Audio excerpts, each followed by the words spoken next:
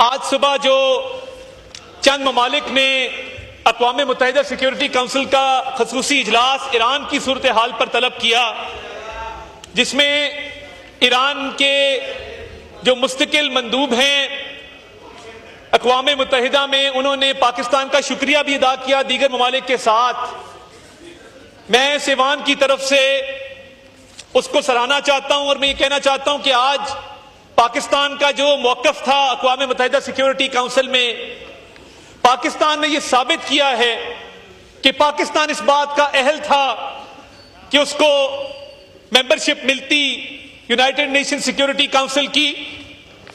और आज जिस तरीके से पाकिस्तान ने वहां पे ईरान का दिफा किया अक़वाम मुत्तहिदा की सिक्योरिटी काउंसिल में और ये कहा कि हम ना सिर्फ मजम्मत करते हैं जो अनजस्टिफाइड, इलेजिटिमेट और अनप्रोवोक्ड अटैक है इजराइल का ईरान के ऊपर, बल्कि हम अपने ईरान के बहन भाइयों के साथ इजहार यकजहती भी करते हैं और उनके गम में बराबर के शरीक भी हैं।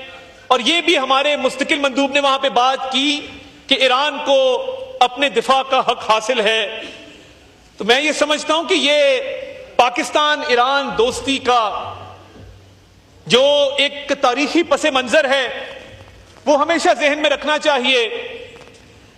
अल्लामा इकबाल ने, जिनको ईरान में पढ़ा भी जाता है, माना भी जाता है, रिसर्च भी उन पर की जाती है, और इकबाल लाहौरी के नाम से वो ईरान में मारूफ भी हैं, उन्होंने चंद अशार कहे थे। खिजरे वक्त खलवत हिजाज आयत बरूं, खिजरे वक्त खलवत हिजाज आयत बरूं, कारवाने जीन वादिये दूरोदस्त आयत बरूं, कारवाने जी वादिये दूरोदस्त आयत बरूं के खिजरे वक्त आने को है और एक कारवान यहीं से चलने को है। ये फारसी के उनके अशार हैं। और जब उम्मा की बात आती है तो उनके ये अशार भी जहन में आते हैं कि मीरे अरब को आई ठंडी हवा जहां से, मेरा वतन वही है, मेरा वतन वही है। तो मैं ये समझता हूं कि कल वजीर आजम शहबाज शरीफ साहब ने, नायब वजीर आजम ने और आज अक़वाम मुत्तहिदा की सिक्योरिटी काउंसिल में पाकिस्तान ने ईरान के साथ जो इज़हार यकजहती किया और जिस तरीके से पाकिस्तान ने यह मुकदमा अक़वाम मुत्तहिदा में पेश किया, ये लायके तहसीन है और इसकी तारीख में बहुत कम मिसाल मिलती है। और इस खित्ते में एस्केलेशन कम करने के लिए, इस खित्ते में अमन कायम करने के लिए जो पाकिस्तान का किरदार है, दुनिया उसको मानती भी है और जानती भी है। हाल ही में हमारा एक ईरान का दौरा हुआ, उससे पहले ईरान के सदर मरहूम इब्राहिम रईसी साहब पाकिस्तान तशरीफ लाए, तो हमारे बायलैटरल रिलेशंस भी बहुत इंप्रूव किए। तो इस मुश्किल वक्त में पाकिस्तानी कौम के जज्बात की बहुत अच्छी नुमाइंदगी अक़वाम मुत्तहिदा में भी की गई और पाकिस्तान की तरफ से जो स्टेटमेंट्स आई उस पर भी की गई।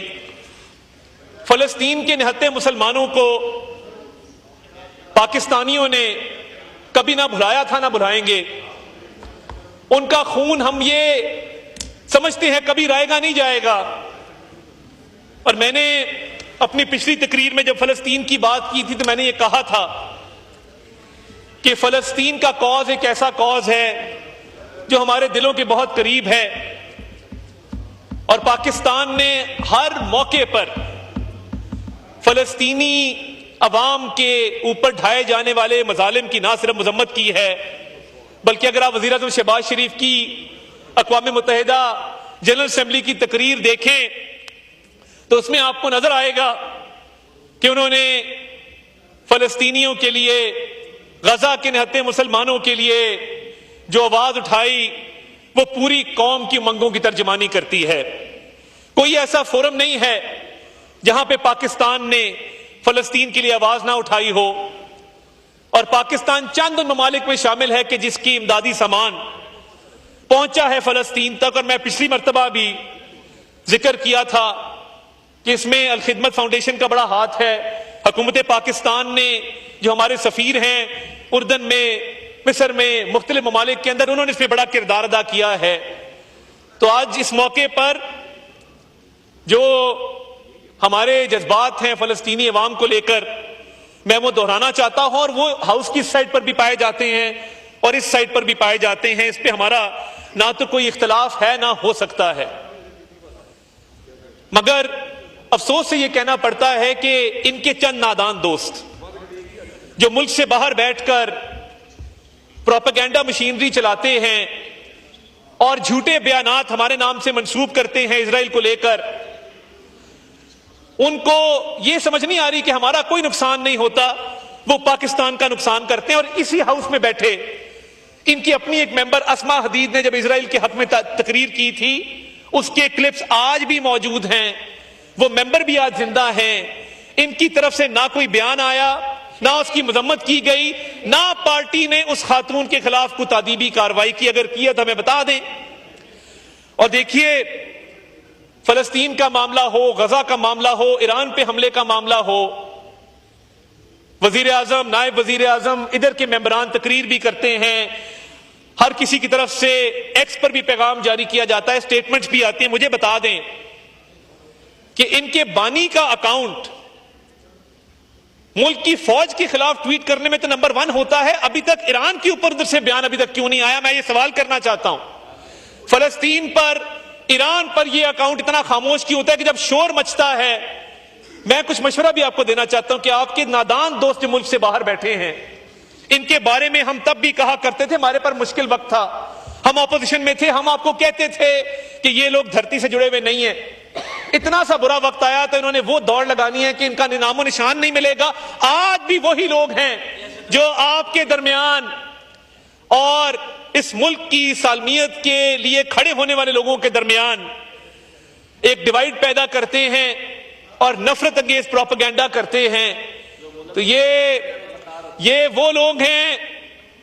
अभी सनाउल्लाह मस्ती खेल साहब ने सब जिक्र किया, 2018 को हज़फ कर गए बीच में से। क्या ही अच्छा होता कि 2018 के आरटीएस का भी जिक्र कर डालते और उसके नतीजे में जो अगले 4 साल के अंदर तबाही बर्बादी हुई उसका भी जिक्र कर डालते। बता देते कि 2022 में जब आपने हुकूमत छोड़ी तो महंगाई 12% के ऊपर थी, अब 3% के ऊपर है। बता देते कि जब आपने हुकूमत छोड़ी तो पाकिस्तान की जो तरसीलात हैं, फॉरेन रेमिटेंसेस हैं, वो डिप कर रही थी और अब वो रिकॉर्ड हाईएस्ट नंबर पे पहुंच चुकी हैं। मई के महीने में 4.1 अरब डॉलर की रेमिटेंसेस पाकिस्तान के अंदर आई हैं। बावजूद इस बात के कि आपकी तरफ से जब भी कोई नाफरमानी की कॉल दी गई है, पाकिस्तान की अवाम ने कभी इस पर तवज्जो नहीं दी। जब आपके लीडर ने वो बिल जलाया था, मैंने आईएसको का रिकॉर्ड निकलवाया है, वो बिल जलाने के बाद बिल अदा भी किया गया था और किसी ने पूरे मुल्क में ये नहीं कहा कि बिजली के बिल मत दो। मगर अफसोस की बात यह है कि आपने बार बार अपील की ओवरसीज पाकिस्तानियों से और कहा कि रेमिटेंस मत भेजो, मत भेजो, मत भेजो। जितना आपने मत कहा उतना ही ज्यादा ओवरसीज पाकिस्तानियों ने रेमिटेंसेस भेजे हैं और सबका तमाम रिकॉर्ड तोड़े हैं। आप जब 2022 में हुकूमत आपने छोड़ी थी तो आप तब चर्चा करते थे करंट अकाउंट डेफिसिट के कम होने का और टॉक शोज के अंदर हम इन मुख्तलिफ मेंबरान के साथ बैठते थे तो सेलिब्रेट किया जाता था कि करंट अकाउंट डेफिसिट का खसारा कम हुआ है। 2022 में आप तकरीबन 1 अरब डॉलर का खसारा छोड़ के गए थे। आज अल्लाह ताला के फजल से 1 अरब डॉलर का करंट अकाउंट सरप्लस है इस मुल्क के अंदर। और आप कोरोना में आपने बेसलाइन भी नीचे की थी जो ग्रोथ अचीव करने के लिए, वो भी कभी पढ़ लीजिएगा। और मुझे अफसोस हुआ, उमर अयूब साहब बड़े एक अच्छे घराने से उनका ताल्लुक है, उनके वालिद स्पीकर रहे हैं, उनके दादा सदर पाकिस्तान रहे हैं, मगर जिस तरीके से ये टेबल ऐवान किया तोड़ी गई है और तमाम मेंबरान अब उनकी कुर्सी पे आके तकरीर करने पर मजबूर हैं। ये काम किसी बैक बेंचर को दे देते। लीडर ऑफ ऑपोजिशन ने 5 लाइनों का माइक जो है वो खराब कर दिया और पूरी दुनिया में झागसाई हो रही है कि कैसा लीडर ऑफ ऑपोजिशन है कि घर से एक ग्रोन मैन घर पे फोल्डर तैयार करता है टेपे लगा के कि मैं जोर से किस तरह आके यहां पे मारूंगा। आप सोचें कि एक ठीक ठाक उम्र का आदमी अपने घर में बैठ के फोल्डर जोड़ता हो उस पर टेपे लगाता हूं सोच के साथ कि असेंबली में आके टेबल तोड़नी है। तो मैं तो सिर्फ यही कह सकता हूं कि इस पे अफसोस ही किया जा सकता है। और बजट के ऊपर सैलरीड क्लास के हवाले से मैं हाउस को अप्राइज करना चाहता हूं। पूरा साल हम कहते रहे कि जब मौका मिलेगा तो सैलरीड क्लास को सहूलत दी जाएगी। हर स्लैब के अंदर परसेंटेज वाइज कमी की गई है और वाज़ेह कमी की गई है। और यह कमी जो सैलरीड क्लास के टैक्सेस में की गई है, ये उस 10% सैलरीज के इंक्रीज के इजाफे के अलावा है। तो ये दो तरह के फायदे लोगों को मिले हैं। जो एक तबका पिस रहा था कि जहां पे टैक्स की शरह कम की गई है, वहीं पर 10% इजाफा सैलरीज में किया गया है, जिसको मैं समझता हूं कि आपको ना सिर्फ वेलकम करना चाहिए बल्कि आपकी केपी गवर्नमेंट ने कल बजट पेश किया। मुझे यह बताइए, आपकी लगभग अब वहां पे हुकूमत को 11.25 साल हो गए हैं, आज तक केपी का लिटरेसी रेट क्यों नहीं बढ़ सका? आज भी जो 51% लिटरेसी रेट है पंजाब से भी कम है, सिंध से भी कम है। और बातें आप हमें करते हैं, 55 लाख बच्चे स्कूल से बाहर हैं। और क्या इनिशिएटिव्स लिए गए पिछले 11.5 साल के अंदर, जिसके तहत एजुकेशन में केपी के अंदर स्कूलों में, कॉलेजेस में, अस्पतालों में बेहतरी आई हो? आपने बहुत तनकीद की education, health, law and order के ऊपर। ये तीनों प्रोविंशियल सब्जेक्ट है। क्या कोई ये बता सकता है कि कल केपी के बजट के अंदर कौन सा ऐसा इनकलाबी कदम उठाया गया है जिससे आप लोगों के हलकों के अंदर एक रेवोल्यूशन आ जाएगा और केपी के स्कूल जो हैं वो दानिश स्कूल से बेहतर हो जाएंगे? केपी का लेडी रीडिंग अस्पताल पीकेएलआई से बेहतर हो जाएगा। हम तो चाहते हैं कि केपी भी हमारे दिल के उतना करीब है जितना पंजाब है। मगर आप 10 साल शहबाज शरीफ के वहां पे देखें और अब मरियम नवाज का टेन्योर देखें और अपने 11.25 साल देखें। आप लोगों ने सिर्फ टाइम जाया किया है केपी के अवाम का। अभी तक कोई इनकलाबी कदम नहीं उठा सके हेल्थ में, एजुकेशन में, लॉ एंड ऑर्डर में। अभी तक पेशावर का सेफ सिटी कंप्लीट नहीं हो सका। तो मैं समझता था कि ये भी चंद मारूजात है जो मैं आपके गोशगुजार करता चलूं। और इस बजट में एफबीआर के हवाले से देखिए, बिल्कुल आवाजें आ रही हैं, लोग परेशान हैं क्योंकि पहली दफा मुल्क के अंदर माफियाज को टारगेट किया गया है।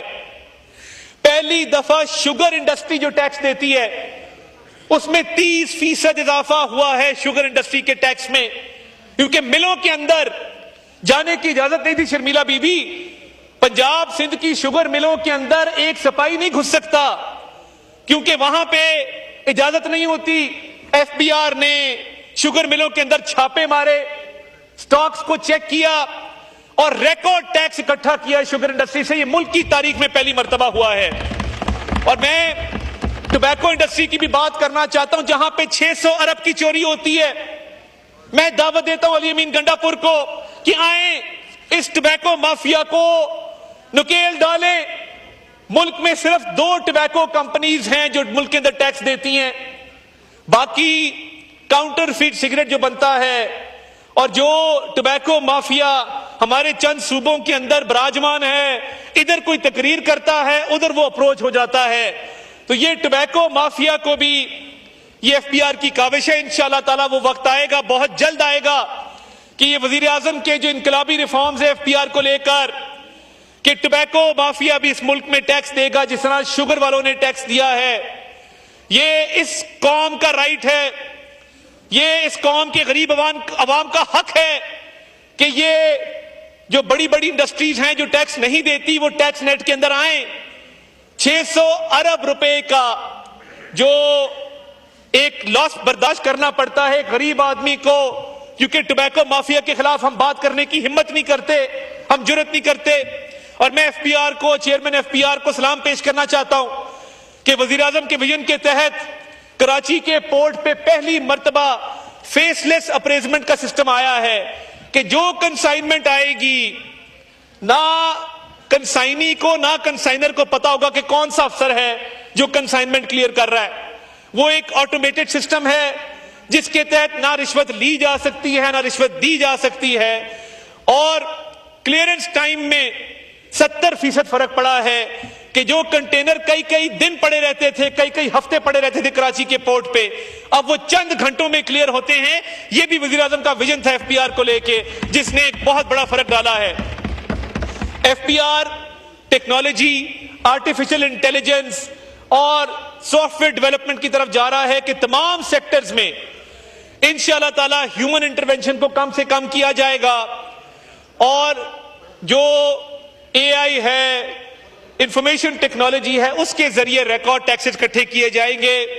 और यह भी इस मुल्क की तारीख में पहली बार हुआ है कि वजीर आज़म शहबाज शरीफ ने विंडफॉल टैक्स लगाया बैंक्स के ऊपर। अब तक विंडफॉल टैक्स 23 अरब रुपए का अलग, उसके अलावा जो स्टे ऑर्डर्स वेकेट करवाए जाती दिलचस्पी लेके 34.5 अरब रुपया उसके अलावा आ चुका है सरकारी खजाने के अंदर।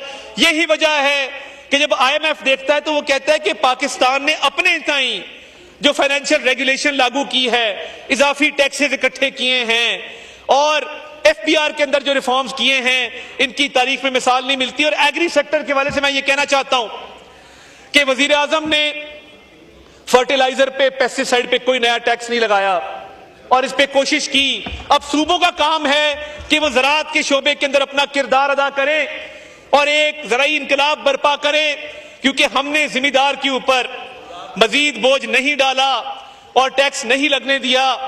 तो ये बजट के हवाले से अभी तक कोई ठोस तजावीज इस साइड से मैं ना सुन सका ना आ सकी। तो मैं ये समझता हूं कि अगर ये शैडो बजट ले आते, अगर थोड़ा स्टडी कर लेते, बजट की किताबें पढ़ने की जहमत कर लेते, तो ये सियासी तकारीर ना होती और हम सब मिल के मुल्क की इकोनॉमी को मजीद ठीक करने के हवाले से बातचीत करते। और जो उड़ान पाकिस्तान प्रोग्राम है वो मुस्लिम लीग नून का प्रोग्राम नहीं है, वो पाकिस्तान का प्रोग्राम है, वो आपका प्रोग्राम है, मेरा प्रोग्राम है। इसको मिलकर हमने आगे लेकर चलना है और ये सूबों के बगैर मुमकिन नहीं है। इसीलिए मैं कहता हूं कि ये मिल बैठे और जिस तरह इस जंग के अंदर जब फील्ड मार्शल सईद आसिम मुनीर की क़यादत में भारत को मुंह तोड़ जवाब दिया गया, जिसमें ज़हीर अहमद बाबर सिद्धू साहब के शाहीनों ने उनके राफेल जहाज गिराए, जिस तरह naval chief admiral Naveed Ashraf साहब ने अपने पूरी नेवी को मुतहरिक किया, आप भी मुत्तहिद थे, इसी सफ में खड़े थे।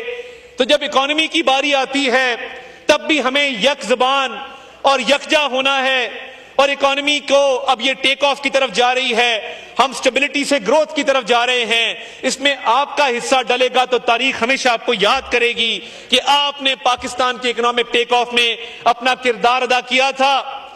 और इस बजट के अंदर जहां पे सैलरी क्लास को रिलीफ दिया गया है, तनख्वाहों में इजाफा किया गया है, जहां पे ज़राअत के शोबे के अंदर मजीद जो है वो टैक्स नहीं लगने दिए गए, वहीं पे जो टैरिफ रिजीम आई है, जहां पे रॉ मटेरियल्स को इंपोर्ट करना अब आसान होगा हमारे इंडस्ट्रियलिस्ट के लिए कि उनका कॉस्ट ऑफ प्रोडक्शन नीचे जाएगा, वो खाम माल बाहर से मंगवाएंगे, उस पे इंपोर्ट ड्यूटी कम होगी और उसके साथ साथ ग्रोथ अचीव कर सकेंगे, उनकी कंपेटिटिवनेस बढ़ेगी, उनकी एफिशिएंसी बढ़ेगी और टैरिफ पॉलिसी से फायदा उठाते हुए वो एक्सपोर्ट करेंगे।